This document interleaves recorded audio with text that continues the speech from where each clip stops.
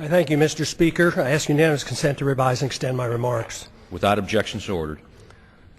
Mr. Speaker, this may be the last time I speak on the House floor. At the end of the year, I'll leave Congress after 23 years in office over a 36-year period. My goals in 1976 were the same as they are today: promote peace and prosperity by a strict adherence to the principles of individual liberty. It was my opinion that the course of the U.S. embarked on in the latter part of the 20th century would bring us a major financial crisis and engulf us in a foreign policy that would overextend us and undermine our national security. To achieve these goals, I thought the government would have had to shrink in size and scope, reduce spending, change the monetary system, and reject the unsustainable costs of policing the world and expanding the American empire. The problems seemed to be overwhelming and impossible to solve, yet from my viewpoint, just following the constraints placed on the federal government by the Constitution would have been a good place to start. Just how much did I accomplish? In many ways, according to conventional wisdom, my off-and-on career in Congress from 1976 to 2012 accomplished very little. No name legislation, no name federal buildings or highways, thank goodness. In spite of my efforts, the government has grown exponentially, taxes remain excessive, and the prolific increase of incomprehensible regulations continues. Wars are constant and pursued without congressional declaration. Deficits rise to the sky. Poverty is rampant, and dependency on the federal government is now worse than any time in our history. All this with minimal concerns for the deficits and unfunded liabilities that common sense tells us cannot go on much longer. A grand but never mentioned bipartisan agreement allows for the well-kept secret that keeps the spending going. One side doesn't give up 1 penny on military spending, the other side doesn't give up 1 penny on welfare spending, while both sides support the bailouts and the subsidies for the banking and the corporate elite. And the spending continues as the economy weakens and the downward spiral continues. As the government continues fiddling around, our liberties and our wealth burn in the flames of a foreign policy that makes us less safe.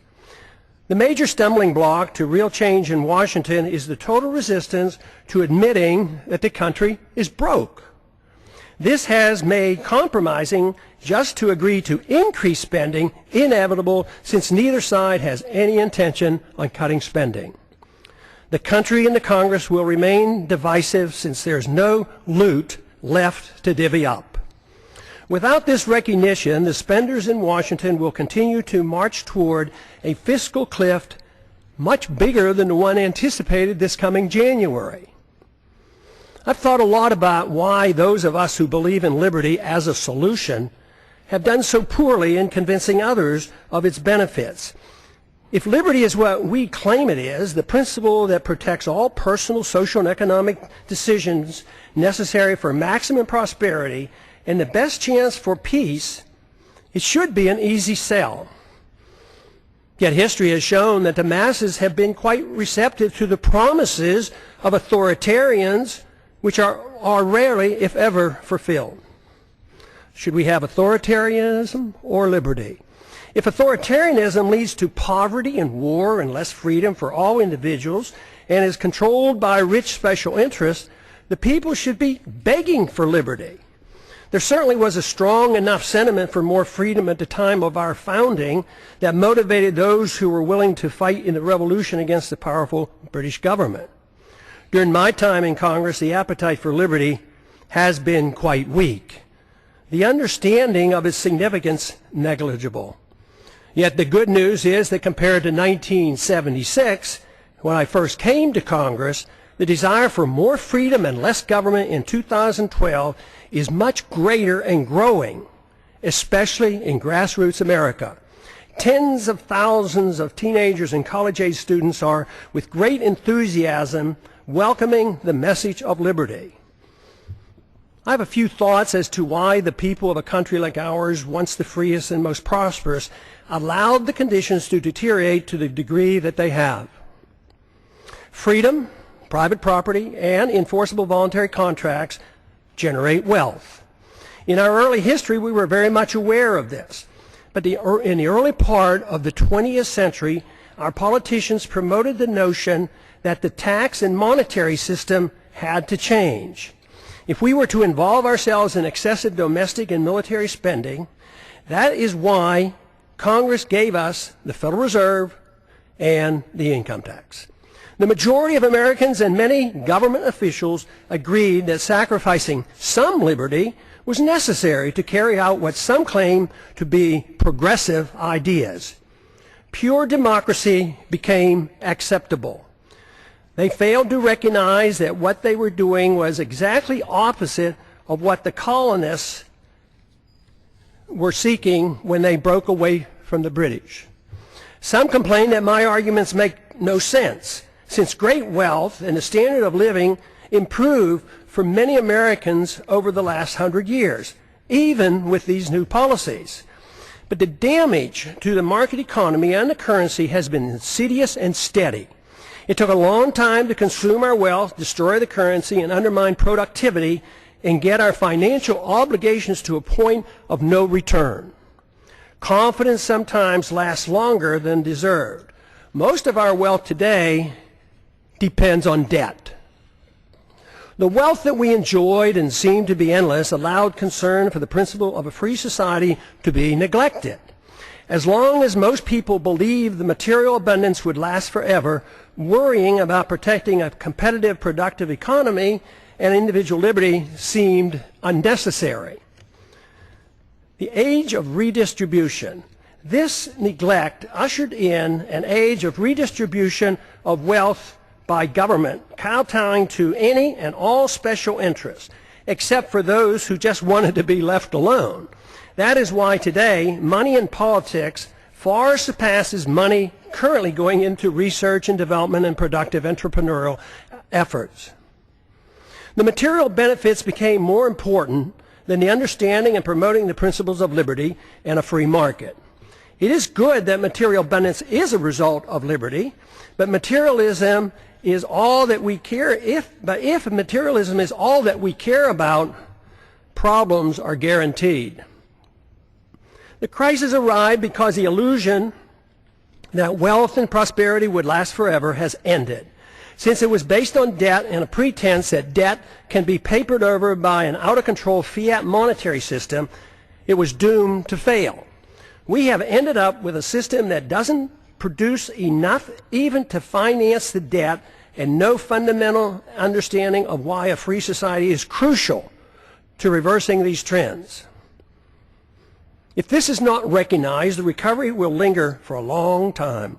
Bigger government, more spending, more debt, more poverty for the middle class, and a more intense scramble by the elite special interests will continue. We need an intellectual awakening.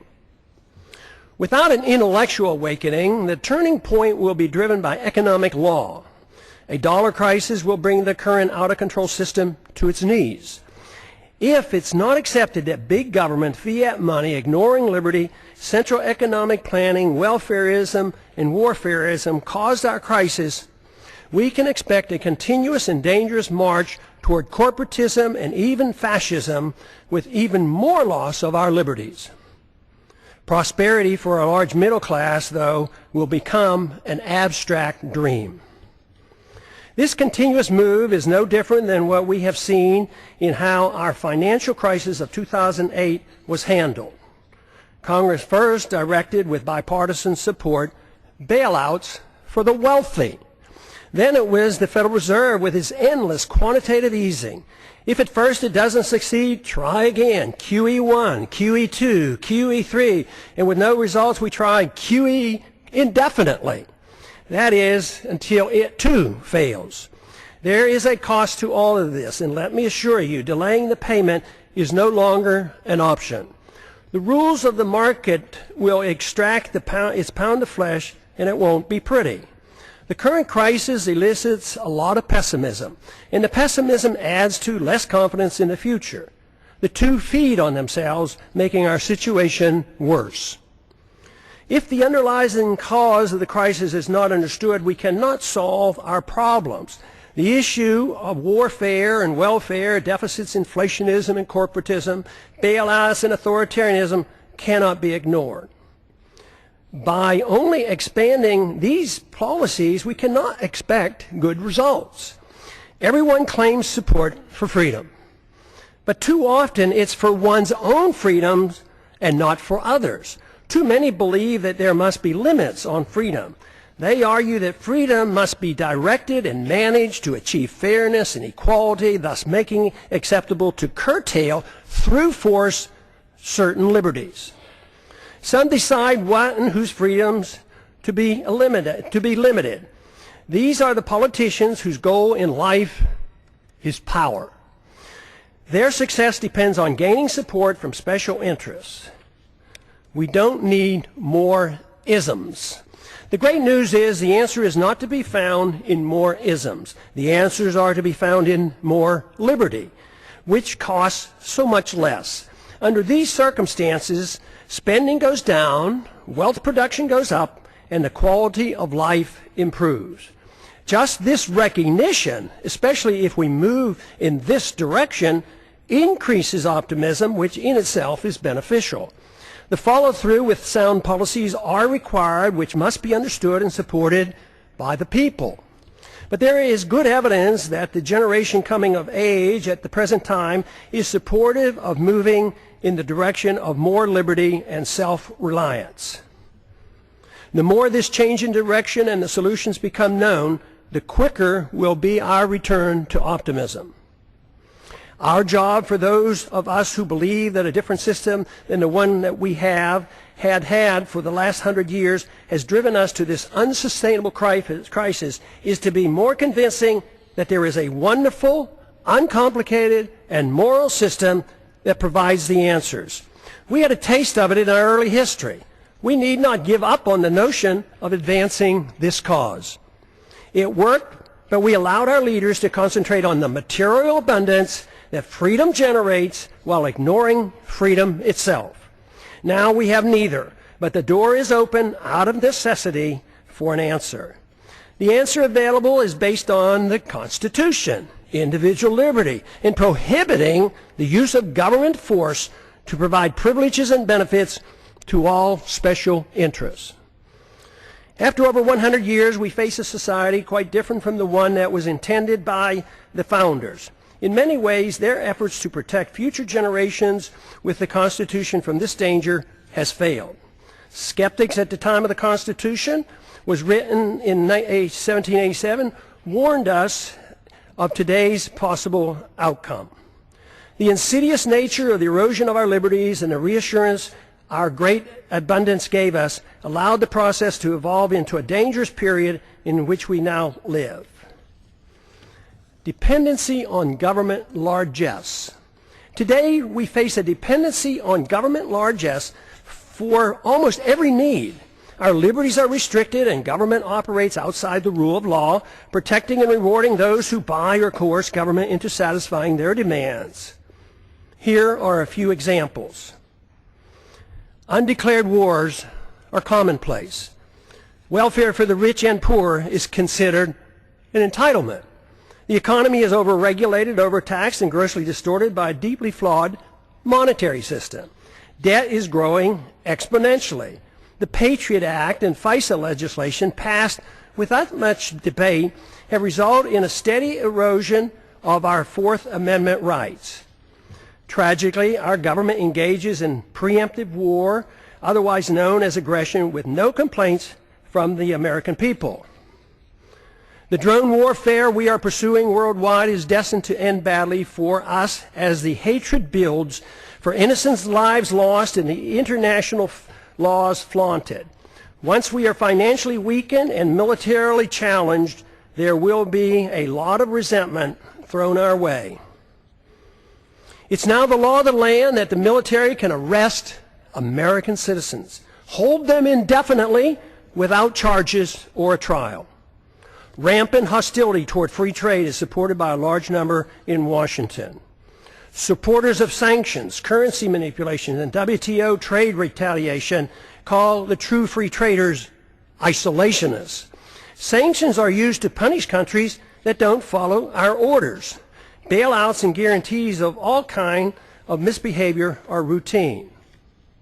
Central economic planning through monetary policy, regulations, and legislative mandates has been acceptable policy.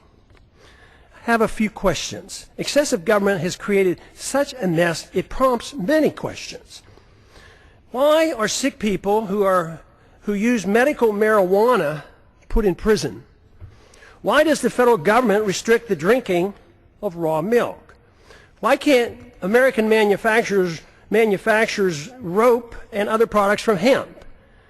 Why are Americans not allowed to use gold and silver as legal tender as mandated by the Constitution? Why is Germany concerned enough to consider repatriating their gold held by the Fed for her in New York? Is it that the trust in the U.S. and dollar supremacy beginning to wane? Why do our political leaders believe it's necessary to thoroughly audit? Why do our political leaders believe it's unnecessary to thoroughly audit our own gold? Why can't Americans decide which type of light bulbs they can buy? Why is it the TSA permitted to abuse the rights of any American traveling by air? Why should there be mandatory sentences, even up to life, for crimes without victims, as our drug laws require? Why have we allowed the federal government to regulate commodes in our homes? Why is it political suicide for anyone to criticize AIPAC? Why haven't we given up on the drug war, since it's an obvious failure and violates the people's rights? Has nobody noticed that the authorities can't even keep drugs out of the prisons? How can making our entire society a prison solve the problem? Why do we sacrifice so much getting necessarily involved in border disputes and civil strife around the world and ignore the root cause of the most dangerous, deadly border in the world, the one between Mexico and the United States? Why does Congress willingly give up its prerogatives to the executive branch? Why does changing the party in power never change policy? Could it be that the views of both parties are essentially the same? Why did the big banks, the large corporations, and foreign banks and foreign central banks get bailed out in 2008, and the middle class lost their jobs and their homes? Why do so many in the government and the federal officials believe that creating money out of thin air creates wealth? Why do so many accept the deeply flawed principle that government bureaucrats and politicians can protect us from ourselves without totally destroying the principle of liberty? Why can't people understand that war always destroys wealth and liberty? Why is there so little concern for the executive order that gives the president authority to establish a kill list, including American citizens, of those targeted for assassination? Why is patriotism thought to be blind loyalty to the government and the politicians who run it, rather than loyalty to the principles of liberty and support for the people? Real patriotism is a willingness to challenge the government when it's wrong. Why is it claimed that if people won't or can't take care of their own needs, that people in government are able to do it for them? Why did we ever give the government a safe haven for initiating violence against the people? Why do so many members defend free markets but not civil liberties? Why do so many members defend civil liberties but not free markets? Aren't they the same? Why don't more defend both economic liberty and personal liberty? Why are there not more individuals who seek to intellectually influence others to bring about positive changes, those who seek changes, than those who seek power to force others to obey their commands? Why does the use of religion to support a social gospel and preemptive wars, both of which require authoritarians to use violence or the threat of violence, go unchallenged? Aggression and forced redistribution of wealth has nothing to do with the teachings of the world's great religions. Why do we allow the government and the Federal Reserve to disseminate false information dealing with both economic and foreign policy? Why is democracy held in such high esteem when it's the enemy of the minority and makes all rights relative to the dictates of the majority? Why should anyone be surprised that Congress has no credibility since there's such a disconnect between what politicians say and what they do? Is there any explanation for all the deception, the unhappiness, the fear of the future, the loss of confidence in our leaders, the distrust and the anger and frustration? Yes, there is. And there's a way to reverse these attitudes. The negative perceptions are logical and a consequence of bad policies bringing about our problems. Identification of the problems and recognizing the cause allow the proper changes to come easily. We should have more trust in ourselves, less in the government. Too many people have for too long placed too much confidence and trust in government and not enough in themselves. Fortunately, many are now becoming aware of the seriousness of the gross mistakes of the past several decades. The blame is shared by both political parties. Many Americans now are demanding to hear the plain truth of things and want the demagoguing to stop. Without this first step, solutions are impossible. Seeking the truth and finding the answers in liberty and self-reliance promotes the optimism necessary for restoring prosperity. The task is not that difficult if politics doesn't get in the way. We have allowed ourselves to get into such a mess for various reasons. Politicians deceive themselves as to how wealth is produced. Excessive confidence is placed in the judgment of politicians and bureaucrats. This replaces the confidence in a free society.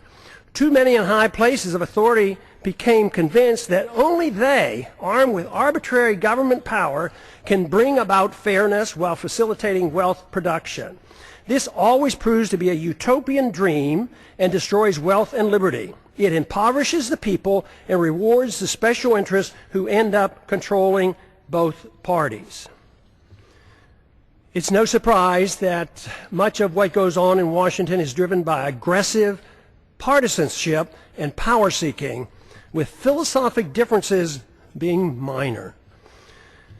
Economic ignorance is commonplace. Keynesianism continues to thrive, although today it is facing healthy, enthusiastic rebuttals. Believers in military Keynesianism and domestic Keynesianism continue to desperately promote their failed policy as the economy languishes in a deep slumber. Supporters of all government edicts use humanitarian arguments to justify them. Humanitarian arguments are always used to justify government mandates related to the economy, monetary policy, foreign policy, and personal liberty. This is on purpose to make it more difficult to challenge. But initiating violence for humanitarian reasons is still violence. Good intentions are no excuse and are just as harmful as when the people use and force with bad intentions. The results are always negative. The immoral use of force is the source of man's political problems. Sadly, many religious groups, secular organizations, and psychopathic authoritarians endorse government-initiated force to change the world. Even when the desired goals are well-intentioned, or especially when they're well-intentioned, the results are dismal. The good results sought never materialize. The new problems created require even more government force as a solution. The net result is institutionalizing government-initiated violence and morally justifying it on humanitarian grounds.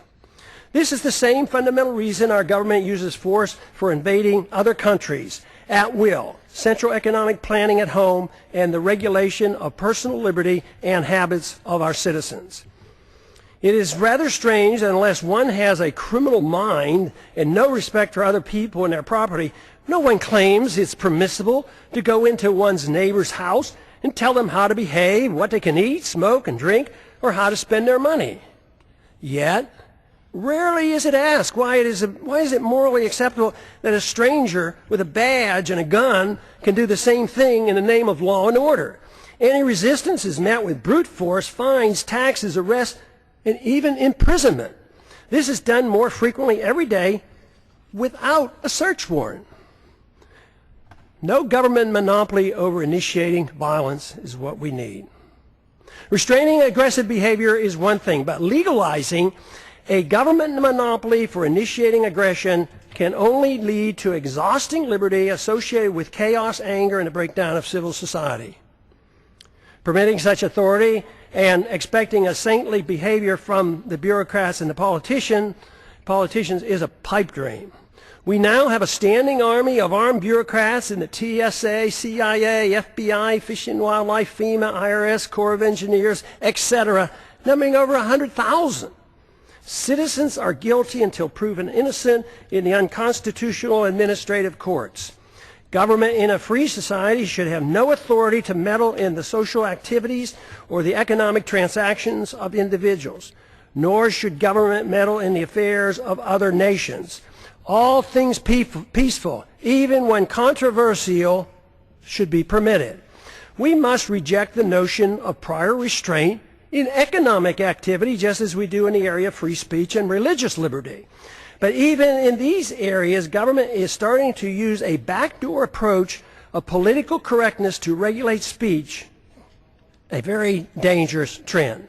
Since 9/11, monitoring speech on the internet is now a problem since warrants are no longer required.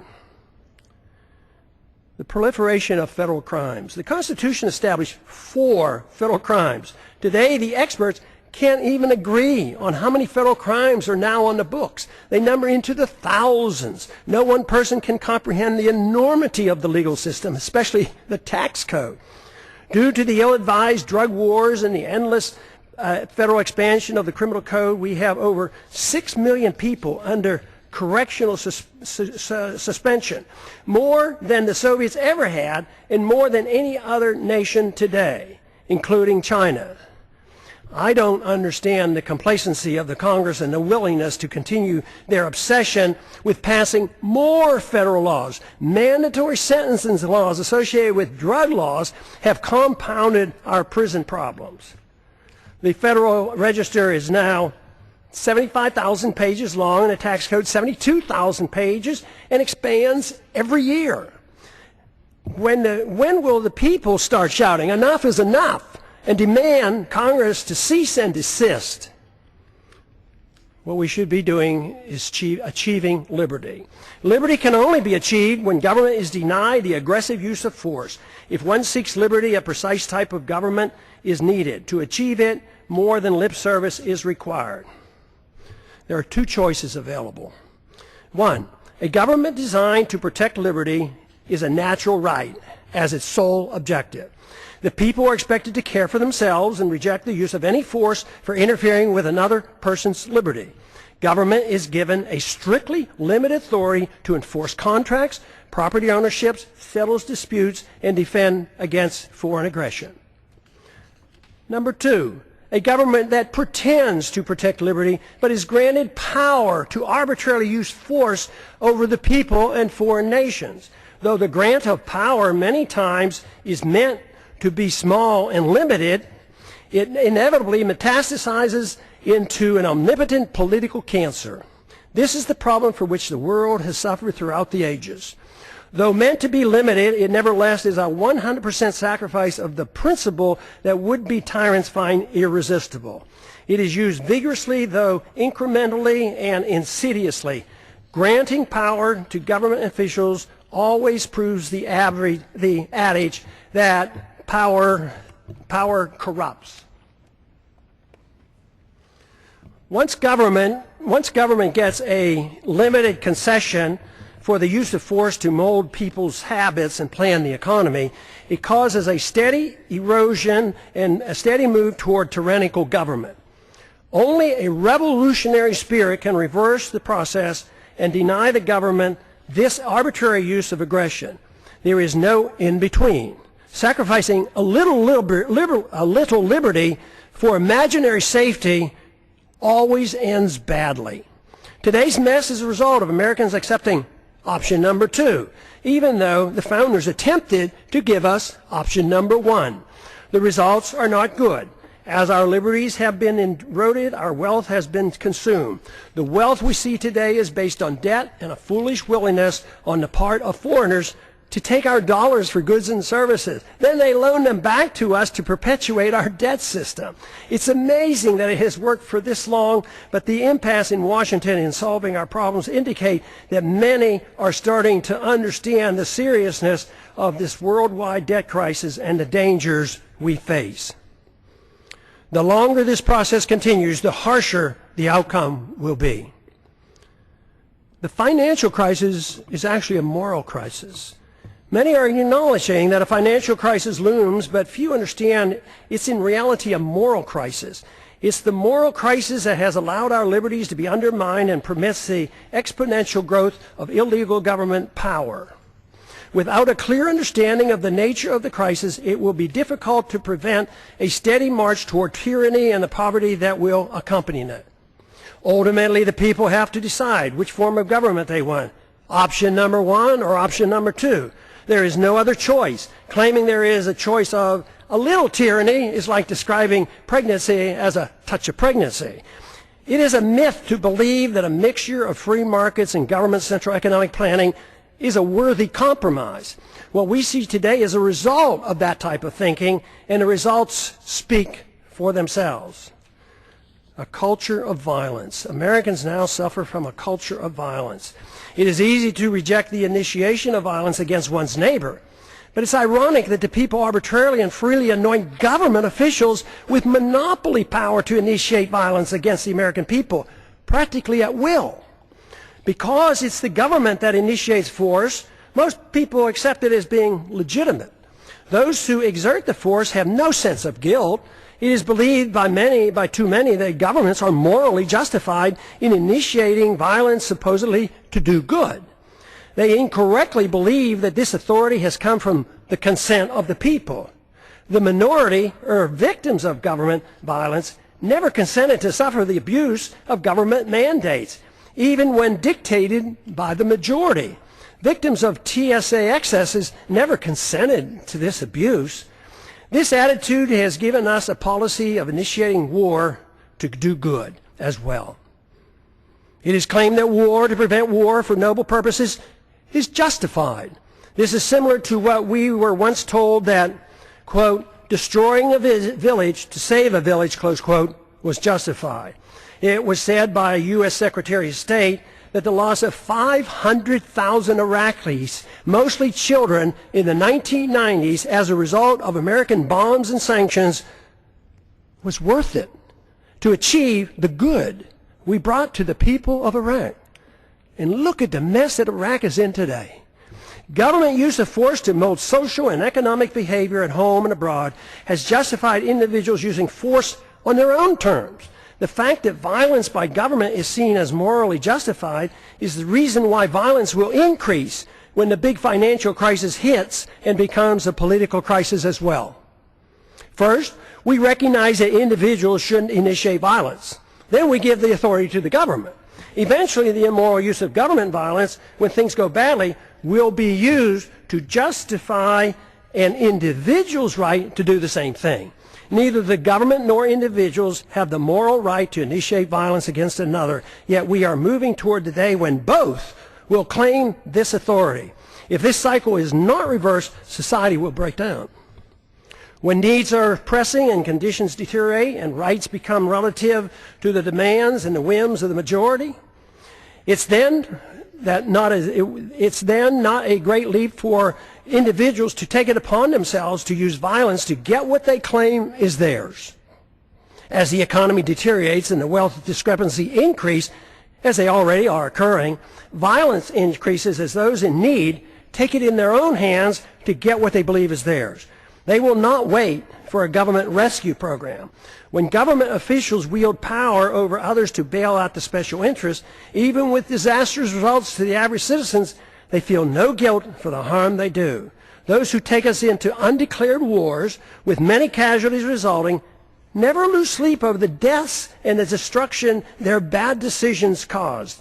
They are convinced that what they do is morally justified, and the fact that many suffered just can't be helped. When the street criminals do the same thing, they too have no remorse, believing that they are only taking what is rightfully theirs. all moral standards become relative, whether it's bailouts, privileges, government subsidies, or benefits for some from inflating a currency. It's all part of a process justified by a philosophy of forced redistribution of wealth.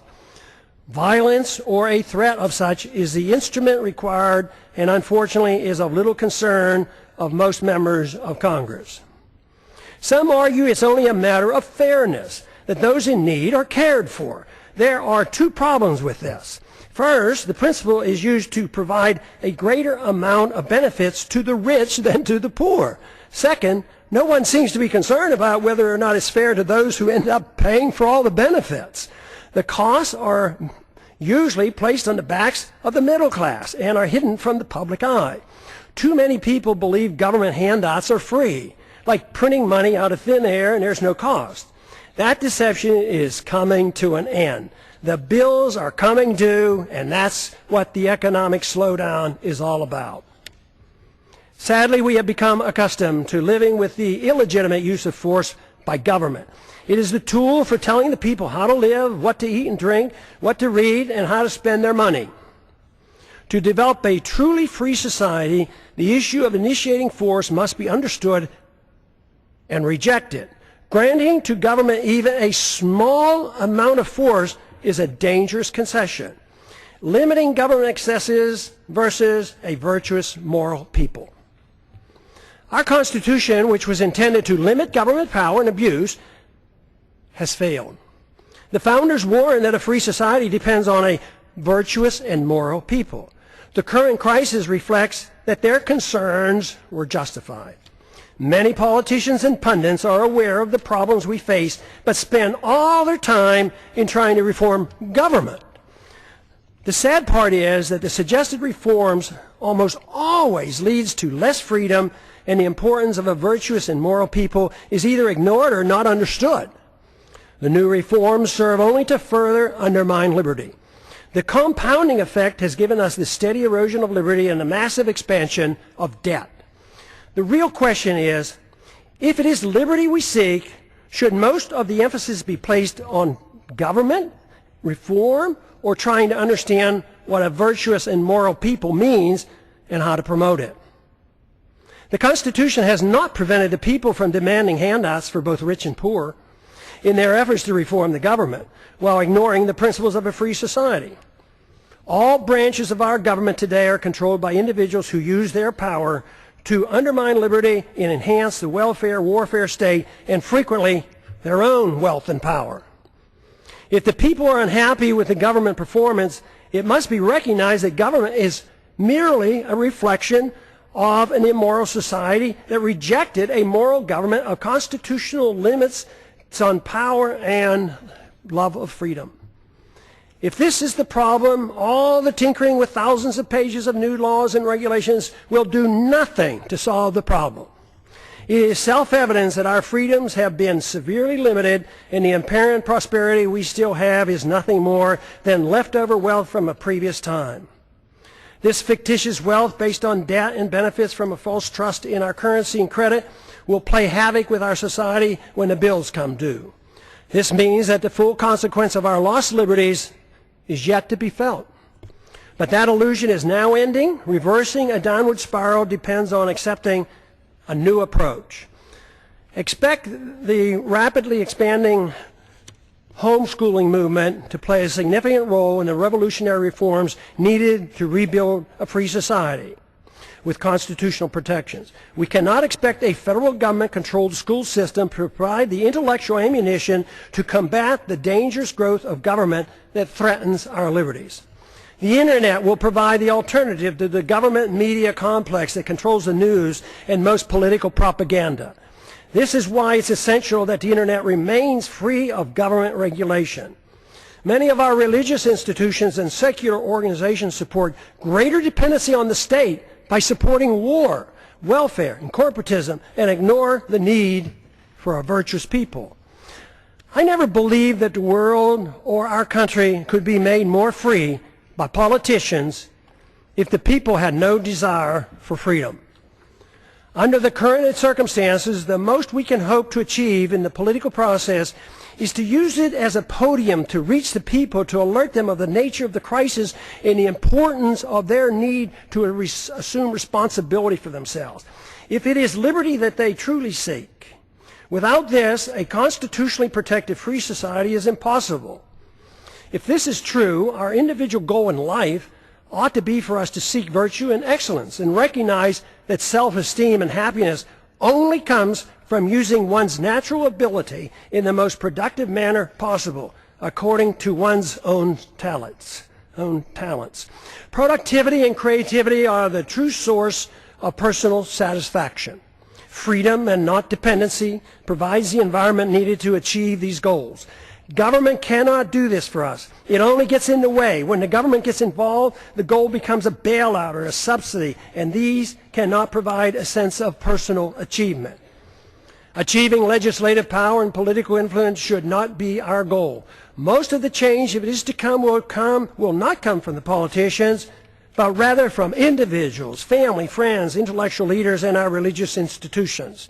The solution can only come from rejecting the use of coercion, compulsion, government commands, and aggressive force to mold social and economic behavior. Without accepting these restraints, inevitably the consensus will be to allow the government to mandate economic equality and obedience to the politicians who gain power and promote an environment that smothers the freedoms of everyone. It is then that the responsible individuals who seek excellence and self-esteem by being self-reliant and productive become the victims. In conclusion, what are the greatest dangers that the American people face today that impede the goal of a free society? There are 5. The continuous attack on our civil liberties, which threaten the rule of law and our ability to resist the onrush of tyranny. Number 2, violent anti-Americanism that has engulfed the world. Because the phenomenon of blowback is not understood or denied, our foreign policy is destined to keep us involved in many wars that we have no business being in. National bankruptcy and a greater threat to our national security will result. Number 3, the ease in which we go to war, without a declaration by Congress, but accepting international authority from the UN or NATO, even for preemptive wars, otherwise known as aggression. A financial political crisis as a Number 4, a financial political crisis as a consequence of excessive debt, unfunded liabilities, spending, bailouts, and gross discrepancy in wealth distribution going from the middle class to the rich. The danger of central economic planning by the Federal Reserve must be understood. World government taking over local and U.S. sovereignty by getting involved in the issues of war, welfare, trade, banking, a world currency, taxes, property ownership, and private ownership of guns must be addressed. Happily, there's an answer for these very dangerous trends. What a wonderful world it would be if everyone accepted the simple moral premise of rejecting all acts of aggression. The retort to such a suggestion is always, it's too simplistic, too idealistic, impractical, naive, utopian, dangerous, and unrealistic to strive for such an ideal. The answer to that is that for thousands of years the acceptance of government force to rule over the people at the sacrifice of liberty was considered moral and the only available option for achieving peace and prosperity. What could be more utopian than that myth? Considering the results, especially looking at the state-sponsored killing by nearly every government during the 20th century, estimated to be in the hundreds of millions of people, it's time to reconsider this grant of authority to the state.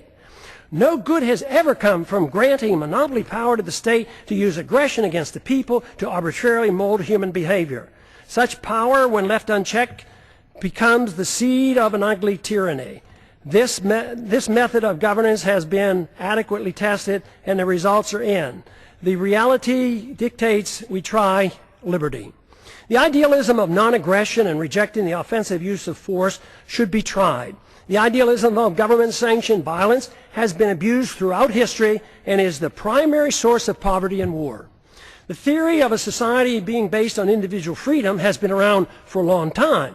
It's time to take a bold step and actually permit it by advancing this cause rather than taking a step backwards as some would like us to do today.